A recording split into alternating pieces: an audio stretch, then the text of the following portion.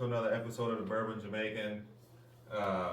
Today's lineup is the Evan Williams, the Blade and Bow, and the blends. We're gonna do a blind tasting on these, and of course we got Brady and Chris, aka Dropping Deuce. Dropping Deuce. Yeah.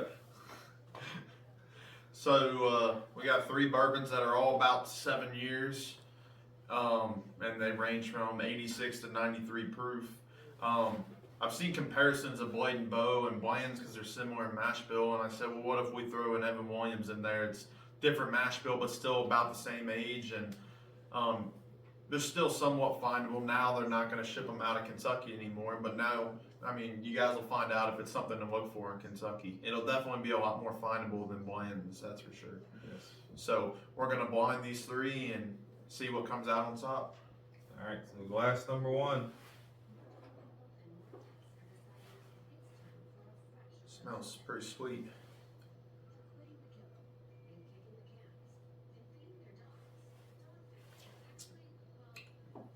Ooh. Got some barrel char floating in my glass. So it sounds like a single barrel, straight from the barrel. That's sweet. That's probably an Evan Williams right there. It's giving me a really good Kentucky hug. I'm feeling that one all the way down. It's actually a little more viscous than I thought it was going to be with all these being pretty low proof. I thought that, I mean, most people have tried blends. It's not super thin, but it's not the most viscous. So I would say this probably is the Evan Williams. It's got a nice syrupiness to it.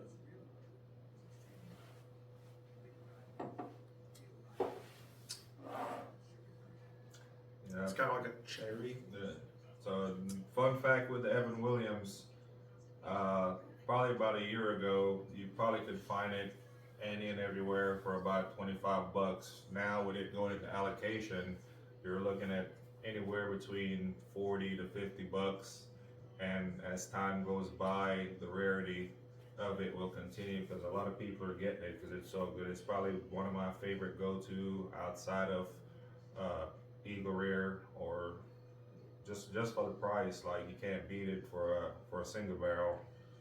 Yeah, I mean, this particular barrel, it says on the back label of the bottle, this one is 7 years and 8 months. And like Sheldon said, I mean, as 60 months to a year ago, you could get this everywhere for 30 bucks.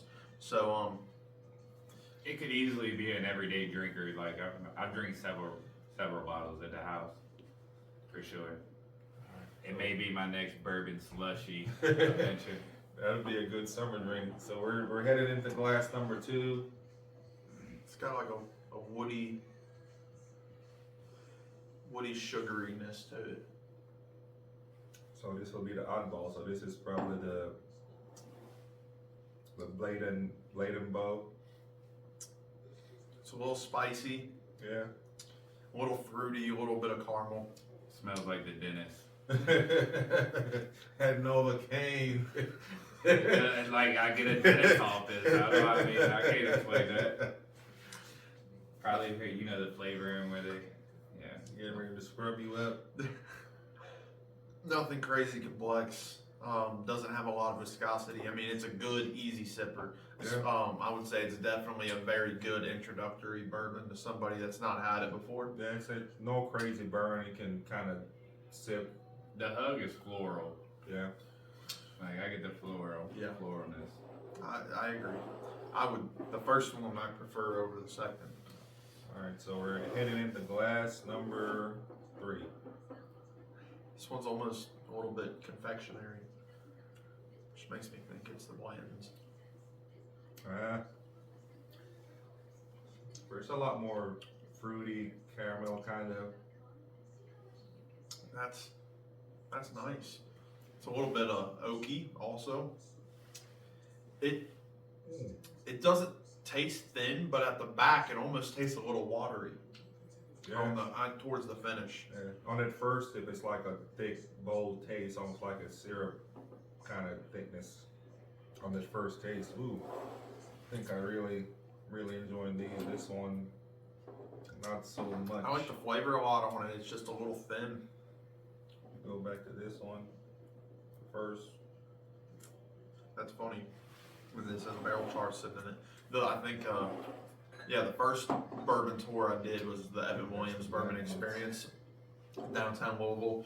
And I remember the tour guide told us that it's always good luck if you pour a glass of bourbon and you got bourbon char Well, you or barrel char in the go bottom. buy the Powerball tonight on your way out, because tonight's Powerball is You've been 300. saying that for 6 weeks now. We gonna buy some numbers or what? I bought one yesterday. I might buy another one later when I drop the kids off. Cha-ching. It's a little, this first one it's got like a cherry note to it. Once you go back to it, so after sipping these and you go back, it is really good. What, the first one? Yeah. It's got a strong cherry note to it, but that's all I get. It's kind of a one-noter for me. Yeah. It was a little more complex the first time, but now that I drank all three, the first one doesn't taste as viscous as it did the first time through, and it just seems a little plain. I'm switching mines up. I think this is my order. I'm gonna go in. I hope I pick Bland's last. Because the hype's not there. And The back bottle's cool though. It is, and you bro. best believe I'm gonna collect I'm all. just kidding. I'm gonna collect all 8 of them horsey tops. But Toppers are cool. but I'm gonna get 'em. I ain't gonna pay over MSRP for it. It's part of the fun, right? Going out and get the whole horse top thing. And my first order was Buffalo Trace. I was a fangirl, so we went to Buffalo Trace, and they did tell us if you mail all the caps in, they'll put them on a little stave for you and send them back to you first class mail. So Yeah, I mean that's kind of cool, you know what I mean? Like it's cool that they do that type of stuff. it's definitely something that would look really nice on the bar. Well, let's we kind of talk about our lineups, and now we are able to tell you what our thoughts are, and we will start off with our number. We'll start from 3, so from our least favorite to our number 1. So our least favorite for me is red. Evan Williams. What? What was yours? Evan, all 3 of us. That's funny. During the break, we were just saying Bland's everybody chases after because it's Buffalo Trace and it's got the gimmicky horsey top on it. Bladen Bow goes with the gimmicky key. You collect all 5 keys, similar to the 8 horses. And we were like, oh, well, Evan Williams, is going to win it. Oh my God. So, all right, so let's go to number 2, yellow. Bland's. Black. Whoa, this is a shocker right here. Oh! We all agreed on all 3. Oh my, so number 1. There it is. Bow. Bladen Bow. I told I know. you. Chris said before the video, he said, I've never had Bladen Wow. Bow, and he had a sip and he said, I didn't like it. I said, what if you pick it for the winner out of the blind? So how I pictured it in my head, it's completely the opposite. Yes. So surprisingly, Same for me. this guy right here is number 1, number 2, and number 3, and I'm completely blown away. I was 'cause- not impressed by the Bladen Bow at all, but here we are. Cheers. My Yeah. favorite. So it's a similar thing like how you collect the tops to the Blantons. Yeah. It's the same way you collect the keys to the Bladen Bow. It's 5 keys. Each key, I'm guessing, has a story to it. But as much as I love Evan Williams, man, I'm surprised. Spoiler, we're all drunk and we put them backwards. I'm just kidding. To be fair though, the Evan Williams and Bland's are single barrels, and the Bladen Bow is a small batch. But at the same time, I mean, it goes to show too the variance of a Bland's or a single barrel. I mean, because like I know I've had better Bland's than that, and like you said, Evan Williams, some of them are really good. So it just shows you got to be careful with single barrels, and the Bladen Bow out of Stitzel-Weller is about $50 at Costco. Other stores it's like 55. Not hard to find in Northern Kentucky at all. I don't know about other states, but I'd definitely say give it a try. Absolutely. Especially if you can't find So Bland's. it's been the winner tonight. So with that, thanks for watching. Like, comment, tell us what your thoughts are if you've had either of these or all of them. Tell us what you think.